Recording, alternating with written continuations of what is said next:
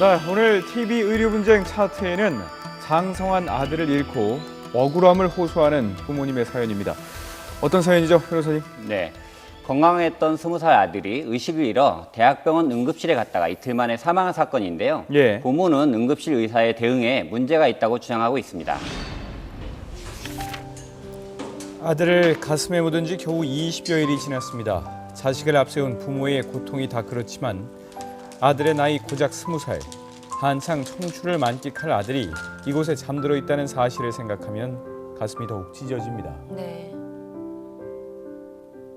아빠가 해줘야 될 게 너무 많은데 너무 못 해준 게 너무 안쓰러워갖고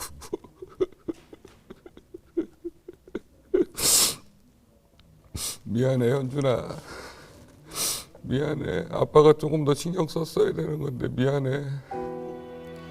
사건은 가족이 함께한 일본 여행에서 시작됐다고 합니다.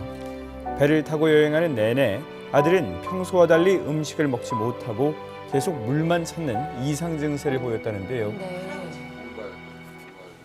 배멀미를 좀 한 것 같다고 속이 답답하고 그런 증상을 보이더라고요. 그래서 그냥 토해가지고 한번 그래서 내가 거기 매점에서 할명수 먹였어요. 밥을 그런 걸 못 먹어서 씹는 게 돌 같다고 그래서 집으로 돌아온 후에도 증상이 나아지지 않아서 아들은 기운 없이 누워만 있었답니다. 그런데 현준아 이거 바나나 이러면서 입에다가 대줬거든요.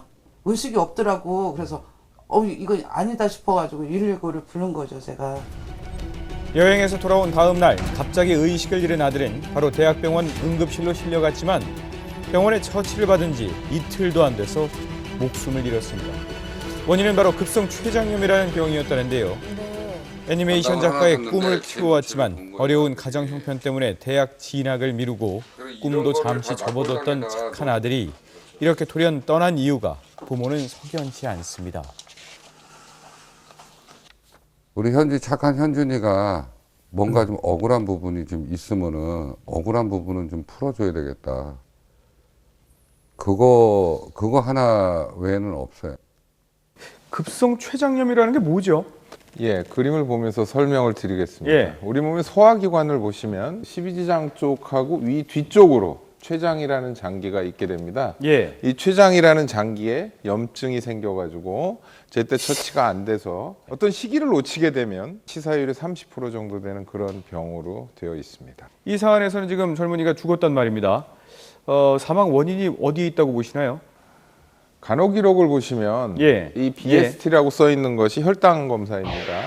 그게 지금 다 하이로 나와 있단 말이죠. 예. 그래서 응급실에 의식이 떨어진 상태에서 이렇게 고혈당을 가지고 왔습니다. 그래서 1차적으로는 응급실 의료진은 당뇨병성 혼수, 예. 당뇨가 조절이 안 돼서는 혼수 상태로 보고 치료를 시작했는데 실제로 치료를 하다 보니까 췌장염이 있었던 거죠. 예. 그래서 췌장염에 따라서 당뇨가 발병이 됐고 당뇨가 진행되면서 환자 상태가 확 안 좋아진 걸로 그렇게 보여집니다. 그러면 췌장염이 발생하면 원래 이렇게 당의 농도가 높아지는 건가요? 예, 그 췌장이라는 장기는 혈당을 조절하는 중요한 호르몬인 인슐린이 분비되는 장기입니다. 예. 그런데 이 인슐린이 췌장이 망가져서 분비가 안 되면 평소에 건강하던 사람이나 당뇨가 없던 사람도 혈당 조절이 전혀 되지 않겠죠. 예. 환자 같은 경우는 췌장염이 있었고 그것 때문에 당뇨가 조절이 안 됐고 그것 때문에 의식이 안 좋아졌고 췌장염은 더 안 좋아지면서 결국 사망했다고 그렇게 볼 수가 있겠습니다. 그런데 의식을 잃고 응급실로 실려가기 전날 아들이 바로 그 응급실에 먼저 찾아갔었답니다. 혀가 너무 아프다고 그게 계속 아팠었나 봐요. 근데 피도 보였다고 하길래 제대로 밥도 못 먹고 그래가지고 야 응급실 한번 가자 그랬죠.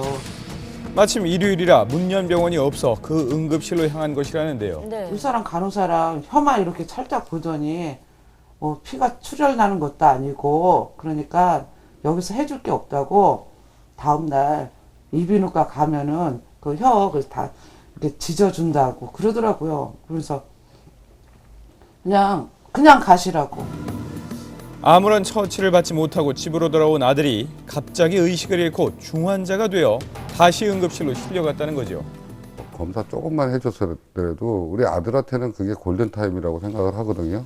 네. 그게 억울해요. 아까운 생명이 그런 응급실에 무책임한 태도에서 또 일어나지 않았으면 하는 그런 것 쪽으로 생각을 하는 거예요. 한편 병원은 의사가 3번에 걸쳐서 혈액 검사를 권유했으며 보호자가 원하지 않아서 검사를 하지 못했다는 주장인데요. 치료를 받으러 온 환자 보호자가 검사를 마다할 리 있겠냐며 부모는 병원 측의 주장이 거짓이라는 입장입니다. 만약 그 검사가 이루어졌다면 급성 췌장염이 더 빨리 발견돼서 아들이 살 수 있지 않았을까? 도리어 부모는 더 강하게 검사를 요구하지 못한 것이 한으로 남습니다. 그렇죠. 그날 13일 날 일요일 날 그냥 말하면 한번 피라도 뽑아주세요. 그런 거 했었으면 몰라요. 두 번째 날 안 좋아져서 와서 찍은 CT상에서 보시면 췌장이 부어 있으면서 주변에 염증 소견이 확실히 보이고 있습니다. 그래서 예. 이러한 것들이 전날 진단이 되었더라면 상황이 좀 틀려지지 않았을까 생각이 듭니다. 예, 이 정도 환자의 증상만 놓고 봤을 때 발견하기가 쉽지 않나요? 전날 밤 오랄 블리딩으로 방문하였으나 예, 텅 페인이 있어서 내원. 20세 정도 되는 평소에 건강하던 젊은 남자가 입안의 문제로 왔다? 사실은 이 정도면 저 같아도 어떤 특별한 검사라든가 피검사라든가 CT검사를 권하는 게 아니라 예, 아예 다음 날 편한 날 이비인후과나 이런 쪽 외래로 오라고 유도를 할 것 같습니다. 모든 경증인 환자를 모든 검사를 다 하면 놓치는 환자가 하나도 없겠죠. 하지만 임상 현실에서는 그것이 불가능하다고 할 수 있습니다. 현장에서 일하는 의사 입장에서도 굉장히 어려운 점이 있다는 사실만은 좀 알아두셨으면 좋겠습니다. 자, 그렇다면 변호사님께서 보시기에도 이런 상황에서 법적인 책임을 묻기가 힘들어 보이시나요? 네, 박사님이 말씀하시는 임상 현실하고 예. 제가 보는 법적 견해는 좀 다른 것 같은데요. 그런가요? 환자는 예. 3일째 지속되는 그 갈증을 호소하고 있었거든요. 예. 그리고 과거력상 군 신체 검사에서 당뇨가 의심됐습니다. 그리고 가족력상 할머니가 당뇨 합병증으로 사망했습니다. 예. 이런 환자 같은 경우에는 간단한 당 검사만으로도 고혈당이라는 응급사항을 진단할 수 있었을 것으로 보여지는데요. 병원 주장처럼 이 환자가 검사를 3번이나 권유했는데 검사를 받지 않고 나갔다고 한다면 통상적인 병원에서는 분쟁을 방지하기 위해서 환자한테 각서를 받아놓거든요. 예. 이 병원에서는 기록부도 없고 각서도 없습니다. 이런 경우에는 가족의 진술을 사실로 인정할 수밖에 없을 것 같은데요. 예. 가족 주장처럼 병원에서 경증 환자로만 보고 아무런 검사를 하지 않고 퇴원시켰다면 조기에 치료받을 기회를 상실하게 한 것으로 볼 수 있기 때문에 민사 책임을 물을 수 있다고 봅니다. 네. 자, 결국 오늘도 의료 현실과 교과서가 대립하는 사안인 것 같습니다. 일단 20살의 젊은 청년이 목마름을 호소했다고 해서 급성 췌장염을 인지한다는 것 자체가 어렵다는 거 저희도 함께 인정을 합니다. 하지만 반대로 환자가 그냥 돌아간 것을 환자의 책임으로만 전가시키는 것도 역시 병원의 책임이 분명히 있지 않을까 싶은 생각이 드네요. 여기서 마치겠습니다.